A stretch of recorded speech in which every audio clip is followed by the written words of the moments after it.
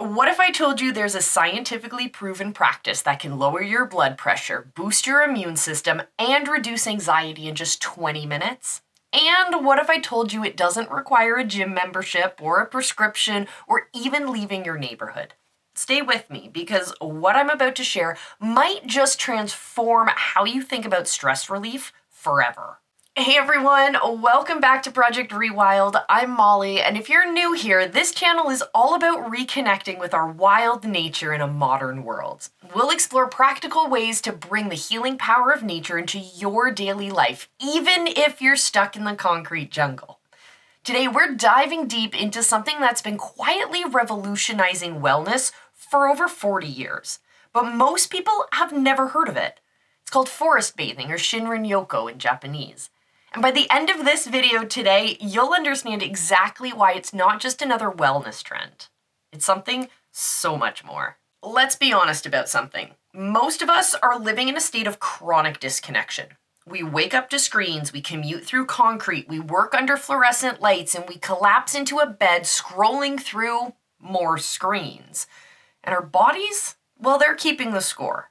Stress-related illness is at an all-time high around the world.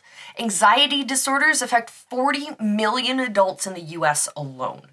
We're more connected than ever, yet somehow we feel more isolated and overwhelmed. Here's what I find fascinating.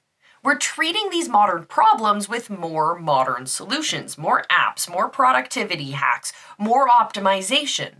But what if the answer isn't more complexity, it's actually the opposite? What if the cure for our modern disconnection is ancient, simple, and literally growing all around us? This is where forest bathing comes in. Now, before you think this is just fancy hiking or tree hugging, let me explain why it's so different. Forest bathing isn't about exercise or reaching any particular destination. It's not about taking Instagram photos or checking things off a nature bucket list. It's about something so much more radical in our fast-paced world. It's the art of doing absolutely nothing except being present with the trees. The Japanese coined the term Shinrin Yoku in the 1980s, which literally translates to forest atmosphere bathing. Think of it like this. When you take a bath, you're not trying to accomplish anything except letting the water surround you and soak into your skin. Forest bathing is kind of the same idea, except instead of water, you're immersing yourself in the living atmosphere of the forest. Now, I know what some of you are thinking. That sounds nice, but where's the evidence? Well, this is where it gets really interesting. Japanese researchers have been studying this for decades, and the results are mind-blowing. After just 15 minutes of forest bathing, participants showed measurable decreases in their cortisol levels. That's our primary stress hormone. Their blood pressure dropped. Their heart rate became more variable, which is actually a good thing.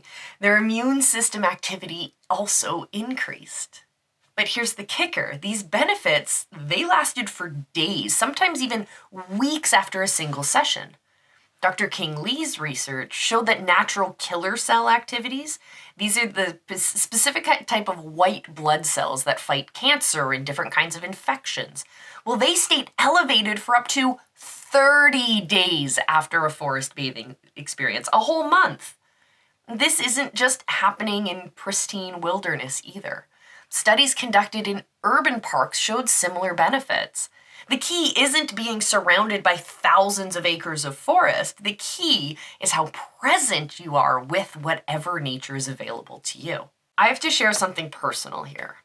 Many years ago, I was that person who thought nature was nice, but not necessary. I lived for the hustle, the productivity, the constant motion, and I measured my worth by my to-do list. And still, I had my first real forest bathing experience. I was skeptical, honestly. I was just there because a friend had dragged me along, but something happened in that first hour of slowing down, actually paying attention to the sounds and the smells and the feelings around me. For the first time in years, my mind got quiet. Not meditation quiet where you're working to focus, but like actually quiet, like my nervous system finally learned to exhale. That experience changed everything for me. It wasn't dramatic or mystical. It was just this profound sense of coming home to myself, if that makes sense. And that's when I knew I had to share this with others. What makes this practice so powerful is understanding where it comes from. Japan has always had this beautiful relationship with nature. Shintoism sees spirits in ancient trees and in natural features. Buddhist monks have been practicing mindful presence in forests for thousands of years. But here's what's really fascinating. The Japanese government officially promoted forest bathing in the 1980s as a public health initiative. They recognized that rapid urbanization was disconnecting people from nature, and they needed a solution that worked for modern life.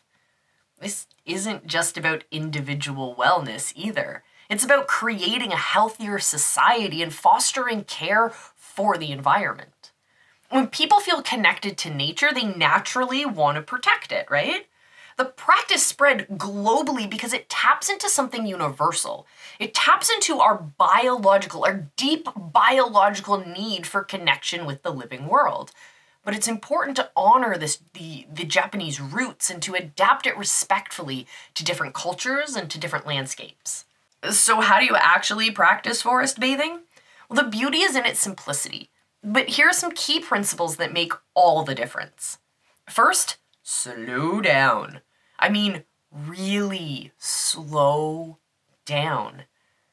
If you normally walk at 3 miles per hour, try 1 mile an hour. If that feels too fast, go slower. You are not trying to get anywhere. Second is to engage all of your senses. This isn't just about looking at pretty trees outside. Think about what you hear. What bird songs? Can you hear the wind through the leaves? Maybe there's even the distant hum of the city. What do you smell? Is it pine resin? Is it damp earth? Is it flowers? What textures can you safely touch? Third, I want you to follow your curiosity without having an agenda. If you're drawn to a particular tree, spend time with it. If a certain sound catches your attention, pause and listen deeply. Let the forest guide your experience rather than forcing some sort of predetermined plan. And here's a really important part. Be patient with your mind, especially if you're used to constant stimulation. Your brain might rebel at first. You might feel restless. You might feel bored or like you're wasting your time, which happens. That feeling comes up so often. This is completely normal. These feelings tend to fade after 20 or 30 minutes as your nervous system begins to relax. Now, I know what many of you are thinking. That sounds great, but I live in the city. We've had comments like that all throughout the channel and the community. So here's the beautiful truth. You do not need pristine wilderness to practice forest bathing. A single tree can be your forest. That small park on your lunch break can be your sanctuary. Even the view of trees from your windows can activate many of the same benefits. Even a single plant inside of your indoor space can help as well. The research backs all of this up. Urban forest bathing studies show similar physiological benefits to wilderness experiences. Your nervous system does not discriminate based on how many trees surround you. It responds to your quality of attention and presence. I've practiced forest bathing in Central Park in New York City, in tiny neighborhood parks, even with a single oak tree outside of an office building. The magic isn't in the location, it's in the practice. If this resonates with you, I want to invite you into something special that we're building. The Rewild community is a free online space where people are supporting each other and reconnecting with nature. We're sharing guided virtual forest bathing sessions. We connect with each other for different meetups. We provide resources to help you build a consistent practice. Whether you're a complete beginner or you've been nature connecting for years, you'll find your people there, I promise. I've also created a comprehensive beginner's guide to forest bathing that walks you through everything step by step. It includes the exact process that I use, common mistakes to avoid, how to adapt the practice to any environment as well. You can grab that guide absolutely free. The link is down in the description below. Before you go, I'm curious, what is your relationship with nature right now? Are you someone who craves more nature connection but doesn't know how to fit it into your busy life?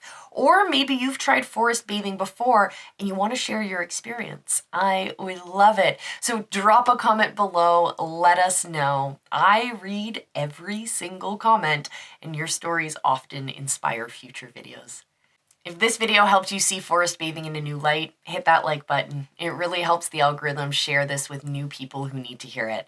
And if you want to be more confident about rewilding your life and reconnecting with nature, make sure you're subscribed and you put your notifications on. Here's what I want you to remember. In a world that profits from your distraction, choosing to slow down and connect with nature is a radical act. It's not selfish, it's necessary. The forest is waiting for you, and so is the calmer, more connected version of yourself that emerges when you give yourself permission to simply be present with the trees. I'll see you in the next video, and hopefully I'll also see you in the forest. Until I do, remember I love you, and be excellent to each other.